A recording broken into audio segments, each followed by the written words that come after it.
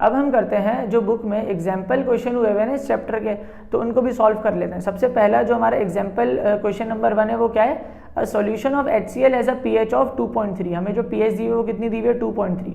तो हम डेटा बना लेते हैं। हमें गिवन है pH और pH कितनी गिवन है हमारे पास, 2.3, ठीक है।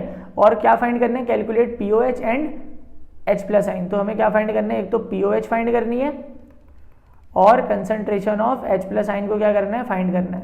तो सबसे पहले POH फाइंड कर लेते हैं। POH फाइंड करने के लिए जो फॉर्मूला यूज होता है वो कौन सा होता है, pH plus POH is equals to 14। सही है, हमें pH गिवन है 2.3, POH फाइंड कर लेंगे, pH उधर जाके क्या हो जाएगा, नेगेटिव में हो जाएगा। तो POH is equals to 14 minus pH हो जाएगा, और POH is equals to 14 minus pH की वैल्यू हमारे पास है 2.3, तो यहाँ आ जाएगा 2.3। तो आंसर क्या आ जाएगा हमारे पास कैलकुलेट करने पर POH का, ये आ जाएगा हमारे पास 11.7 आ जाएगा। कितना आ जाएगा, 11.7 आ जाएगा। चलिए आगे बढ़ते हैं, दूसरी चीज़ फाइंड कर लेते हैं, कंसंट्रेशन ऑफ H+ फाइंड कर लेते हैं। तो इसके लिए जो फॉर्मूला होता है वो कौन सा होता है,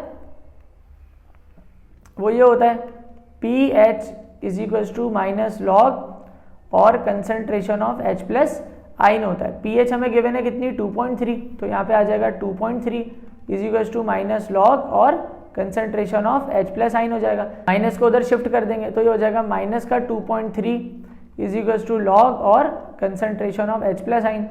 अभी बताया था लॉग उधर जाके हो जाएगा एंटी लॉग को लिखेंगे इस तरीके से 10 करके, और ये जो वैल्यू उसको हम यहाँ पर ऊपर लिख देंगे इज इक्वल्स टू ये हो जाएगा हमारे पास H+ आइन।